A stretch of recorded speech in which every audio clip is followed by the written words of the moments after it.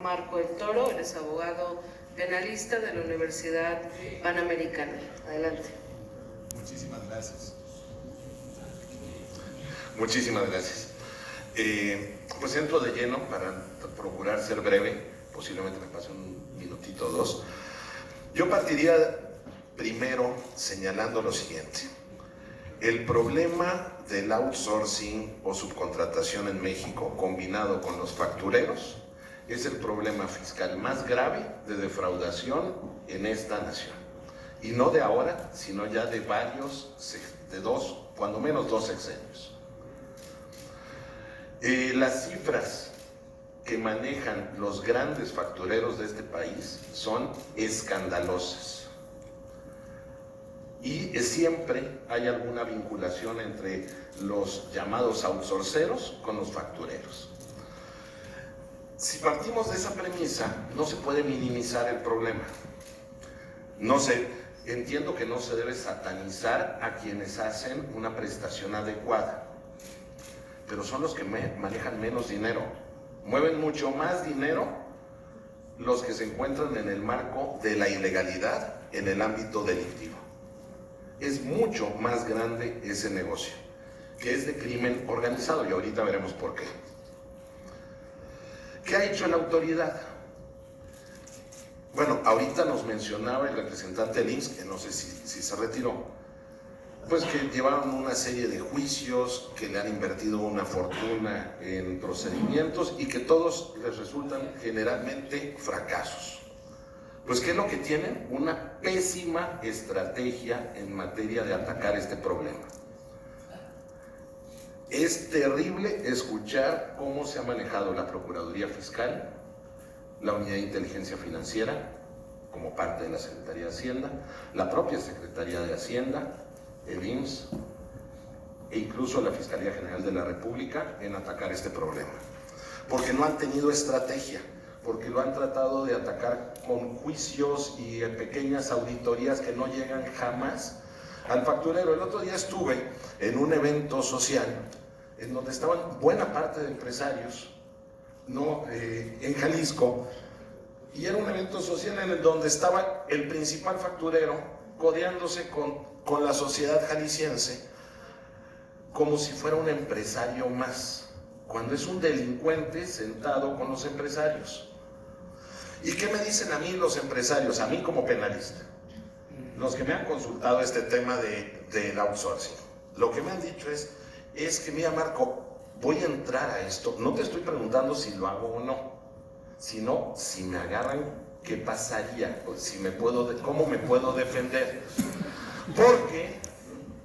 Porque tengo que entrarle, porque mi competencia ya está en el outsourcing malo. Y eso me vuelve imposible competir. No hay manera de que yo pueda competir con una competencia desleal, por tanto tengo que entrarle a lo mismo. No es que quiera, es que tengo que hacerlo. Ahora, si pasara algo, ¿iré yo a la cárcel o no? Y esa es la gran preocupación. Ahora, nuestra ley no está mal. Yo diría que se podría hacer una adición, pero nuestras leyes están mal. Lo que pasa es que nuestras autoridades o no han querido o no han podido, o no han diseñado una estrategia adecuada para atacar el fenómeno más grave del país en defraudación.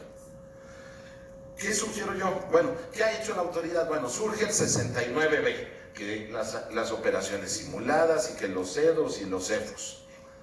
¿Qué logró con eso la autoridad? Hacer a los grandes factureros y a los grandes outsourceros más grandes. ¿Por qué? Porque ahí se dice que será simuladas aquellas operaciones en donde se llegue a un inmueble que no tiene personal, en fin. Eso es para los chiquitos. Los grandes tienen edificios completos en la Ciudad de México, en Monterrey, en Jalisco, y todos sabemos quiénes son. Y ahí acumulan 100 o 200 empresas de papel en esos despachos, y nadie los toca. ¿Cuál es el otro problema? Que los outsourceros y factureros le venden el producto a los empresarios, pero a la hora de las estructuras ya no aparecen sus nombres. Nunca. Les voy a poner un ejemplo, primero de un facturero y después de un outsourcero. Hay miles, pero les voy a poner dos. Yo, empresario, le compro a un facturero una factura en 10 millones de pesos. Le doy 11.600.000 ya con IVA. El facturero le pasa ese dinero a sus estructuras y va facturándole a distintas estructuras que terminan en una empresa o con pérdidas fiscales, o terminan en una empresa en donde están muertos, o tienen distintos esquemas. ¿Qué hacen con ese dinero que recibió? 11.600.000. Le devuelven al empresario 11 millones de pesos. Su comisión fueron 600,000 pesos, es decir, se llevan hasta el IVA. Y le regresan al empresario por fuera 11 millones. ¿Cómo se los regresan? Se los regresan o en efectivo o en el extranjero, o como equiparables a salarios, o a familiares, es decir, lo pulverizan. Llegan al extremo de que cuando hacen este tipo de operaciones, incluso le pagan antes de dar la factura, para que la autoridad nunca pueda detectarlos, o toman de lo que le llaman la licuadora, que es meter el dinero de distintos fondos para lograr esto. Entonces, nos encontramos con un fenómeno en donde ese empresario, ¿qué hizo con ese dinero? Primero, recibió 11 millones de regreso para disponer libremente de ellos. Segundo, dedujo con la factura esos 11 millones que pagó, que acreditó y acredita IVA. Entonces le pegan a IVA, a impuestos sobre la renta. Y esta conducta, ¿en qué constituye? Lo mismo pasa con los outsourceros. Transfieren toda la nómina de una empresa a una empresa de outsourcing, facturan, incluso inflan la nómina para después devolverle también una parte en efectivo al empresario. Y ese fenómeno se da todos los días y se ha venido dando por años. Bueno, hasta muchachillos se dedican a eso. Yo conozco unos chamacos que se trajeron unos guatemaltecos, le sacaron INES y constituyeron empresas para poder hacer estos esquemas de outsourcing. Chamacos que traen avión privado, yates. Eso no puede ser permitido en un país como México. Estamos perdiendo ahí millones y millones todos los años, representativo ya de lo que sería el PIB, porque sí es mucho el dinero que se mueve con esto, todos los días. Ahora, ¿qué delitos se cometen? Modificaron ahora el 113 del Código Fiscal para lo que son la compra y venta de facturas. Un delito menor, pero bueno, existe. No es un delito representativo. El facturero o outsourcero comete el delito de la venta de la factura. El empresario comete el delito de la compra de la factura.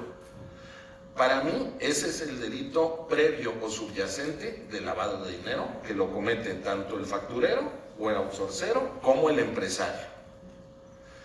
Y para el outsourcero y facturero además se da delincuencia organizada de conformidad con el artículo 2 de la Ley de Delincuencia Organizada. Esos son los delitos que los han perseguido así, a ninguno. ¿Qué han hecho los outsourceros y factureros? Se han aliado con políticos. Muchos políticos siempre decían, cuando iban a ver a clientes míos, les decían, miren, no va a pasar nada, a mí me apoya fulano, sutano, perengano. Y esos políticos les llevaban empresarios y les dan comisiones mensuales, comisiones de 1 millón de pesos, 2 millones de pesos al mes. En esas condiciones, ¿qué es lo que hicieron? Empezaron a venderle facturas y a hacer esquemas de outsourcing con gobierno. Y entonces, ese mismo carrusel que les acabo de platicar, en donde se les regresa parte del dinero, ¿a dónde iba a parar? A campañas políticas. Y se volvió un tema también para manejar delitos electorales. Entonces, no estamos sentados ante un problema menor. La solución es, para mí, que la Procuraduría Fiscal, la Secretaría de Hacienda, el IMSS, se organizaran y dijeran, a ver, vamos a agarrar 2 empresarios de cada estado, de los grandes.